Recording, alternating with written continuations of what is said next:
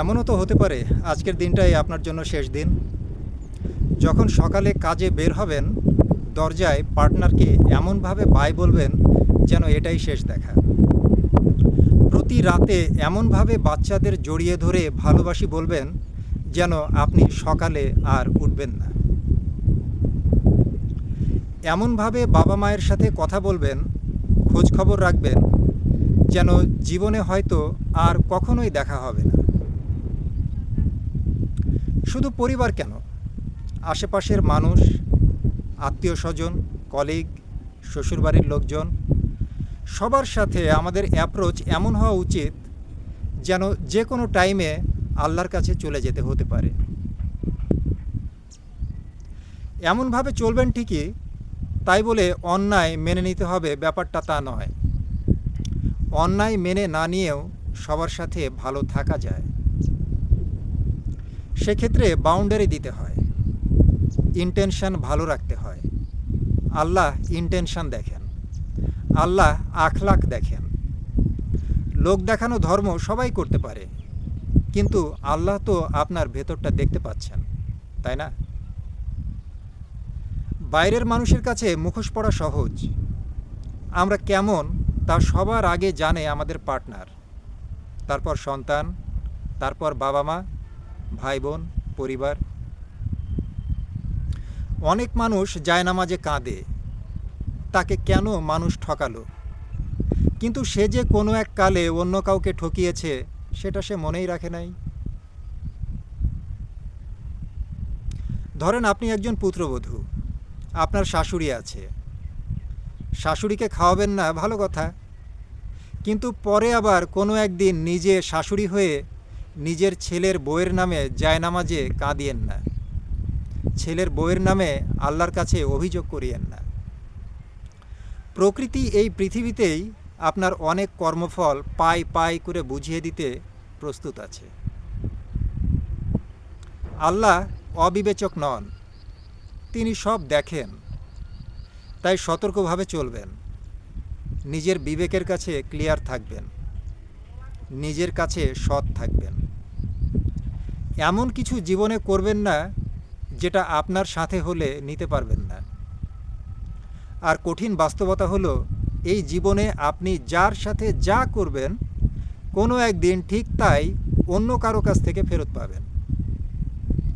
এখন আপনি সিদ্ধান্ত নেন, এই পৃথিবীতে আপনি ফুল বিলাবেন নাকি কাঁটা বিছাবেন। পরিবারের শান্তির জন্য একে অন্যকে ক্ষমা করতে হয়। আল্লাহর কাছে দোয়া করেন যেন পার্টনারের দিকে তাকালে আল্লাহ পৃথিবীর সমস্ত সুখ আপনার চোখে এনে দেয়। বাচ্চাদের দিকে তাকালে যেন এ পৃথিবীর সমস্ত প্রশান্তি আপনার মনে চলে আসে। নিজের সাথে নিজের টাইম কাটানো হয় যেন পৃথিবীর প্রিয় জিনিসগুলোর মধ্যে একটি। নিজের সাথে কথা বলবেন, নিজেকে চেনার চেষ্টা করবেন, বোঝার চেষ্টা করবেন। যদি নিজেকে চিনতে না পারেন, এই পৃথিবীর অন্য কাউকেই চিনতে পারবেন না। আপনি যদি নিজেকে চিনতে না পারেন, তাহলে মানুষ চিনতে আপনার বরাবরই ভুল হবে। কখনো হয়তো আপনি ভুল করবেন, আবার কখনো হয়তো অন্যরা আপনার সাথে ভুল করবে। আমাদের পরিবার হলো আমাদের জন্য দুনিয়াবি জান্নাত, আপনি যদি সেটা তৈরি করতে পারেন। এজন্য পরিবারের মানুষগুলোকে মন থেকে ভালোবাসতে হয়, নিঃস্বার্থভাবে ভালোবাসতে হয়। ভালোবেসে জান্নাত তৈরি করা সহজ কাজ নয়। অনেক বড় মনের মানুষ না হলে নিঃস্বার্থভাবে ভালোবাসা যায় না, দুনিয়াতে জান্নাত তৈরি করা যায় না। আল্লাহ আপনাদের মনকে প্রশান্ত করুন, হৃদয়কে শীতল করুন। আমি সত্যিই চাই আপনারা জীবনের যে দৌড়ে আছেন তা থামিয়ে আল্লাহ আপনাদের একটু সেলফ রিফ্লেক্ট করার তৌফিক দান করুন।